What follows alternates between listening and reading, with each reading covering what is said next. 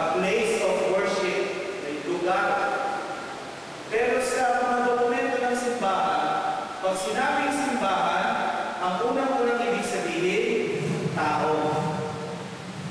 The community gathered around Jesus. Natin sabihin na church. Madali pupunta sa isipan yung building, yung lugar.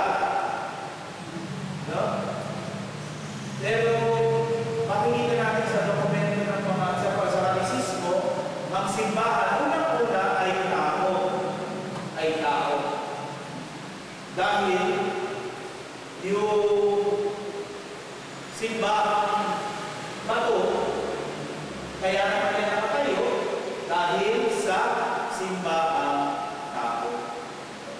To house the place, to open a place for the worship of the community that gathers. Only during sa history. Nung tayo lang po ni Constantine, kailan yan? 3rd or 4th century lang, nagsimula ang pagtatayo ng mga simbahang bato at mga basilika.